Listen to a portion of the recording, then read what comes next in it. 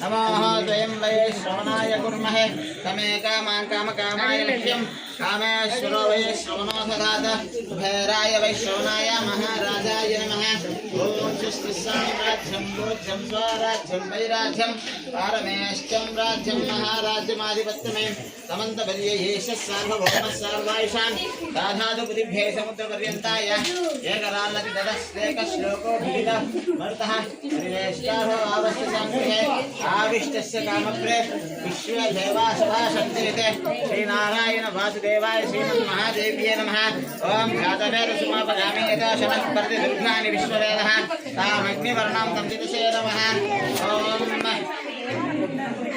ओम राक्षायणाय विद्महे कन्याकुमारी धीमहि तन्नः दुर्गा प्रचोदयात्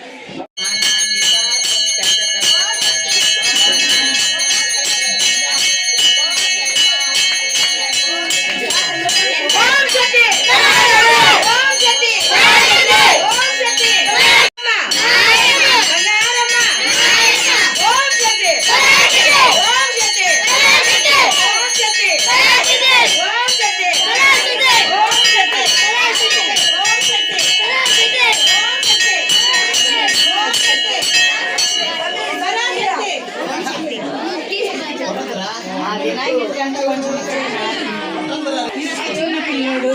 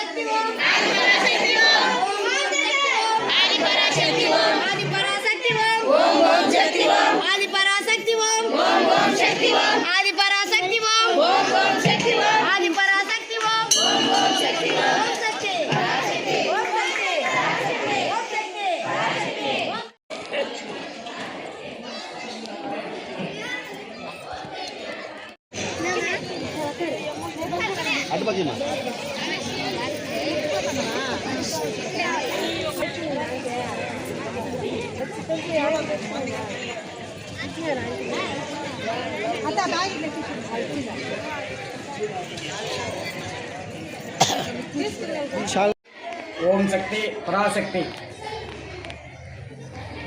రేపు శ్రీ శ్రీ తిరుపతి గంగమ్మ దేవాలయం బీసీ కాలనీ గంటావూరులో రేపు 10:30కి హోమం ఉంటుంది. హోమం అయినాక 3:30కి 3:30-4కి గరిగి ఉంటుంది. గరిగి అయినాక సాయంకాలం 6 గంటలకి అగ్నిగుండం ఉంటుంది. అగ్నిగుండం అయినాక ఈ పూజ అనేది మనకి ముగిస్తుంది. ముగిచ్చేసి రేపు అన్నదానాలు ఉంటుంది. రేపు మధ్యాహ్నము రేపు సాయంత్రం 2 పూట్ల అన్నదానం ఉంటుంది. ప్రతి ఒక్కరు పెద్దవాళ్ళు కానీ చిన్నోళ్ళు కానీ వచ్చి ఈ ప్రోగ్రాం కలుసుకోవాల్సిందిగా కోరుకుంటా ఉన్నాము. అట్లే మన మీడియా సోదరికి మరీ ధన్యవాదాలు తెలుసుకుంటూ ముగిస్తున్నాం. ఓం శక్తి ఓం శక్తి ఓం శక్తి. శ్రీ మాత్రే నమః. శ్రీ మాత్రే నమః.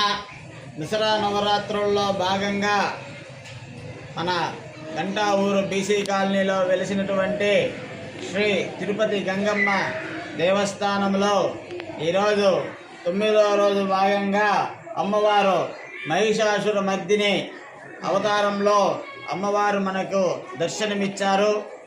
ఉదయం నుంచి భక్తాదులు అనేక మంది దర్శించుకొని అమ్మవారి యొక్క ఆశీస్సులు తీసుకున్నారు.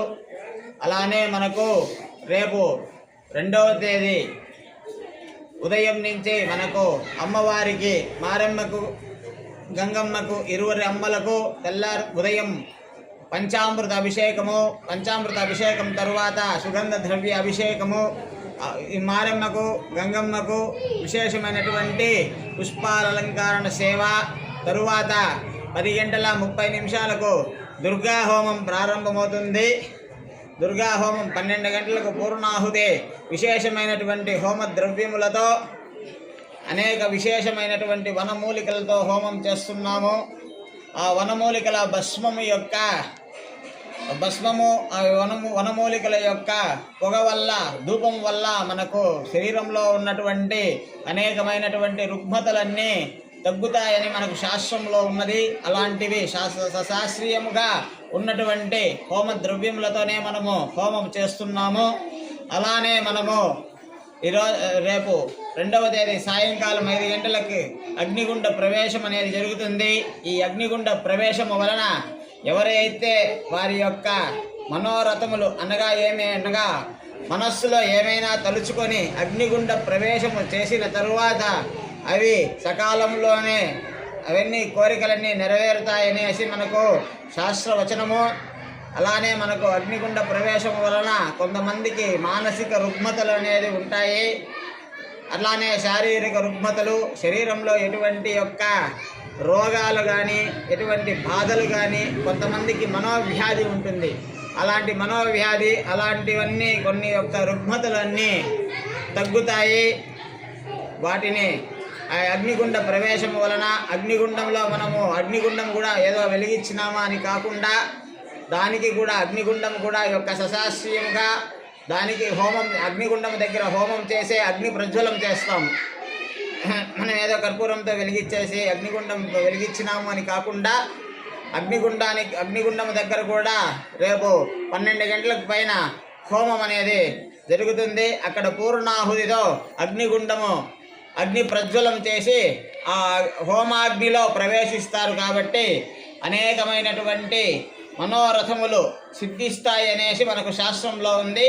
అగ్నిగుండము ప్రవేశం చేయదలిచిన వారు ఉదయాన్నే కమిటీ వారి దగ్గర పేరులు నమోదు చేసుకొని వారు సూచినటువంటి సూచికల ద్వారా అగ్నిగుండ ప్రవేశం చేయవలసిందిగా భక్తులను కోరుకుంటున్నాము.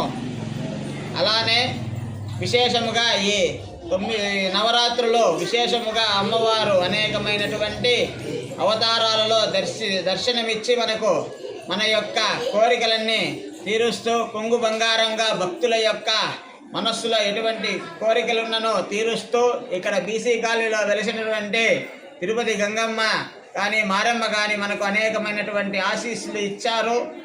రేపటితో మనకు ఉదయాన్నే కార్యక్రమాలతో ప్రారంభమయ్యి సాయంకాలం అగ్నిగుండ ప్రవేశముతో మనకు యొక్క కార్యక్రమాలన్నీ ముగుస్తాయి. శ్రీ మాత్రే నమః.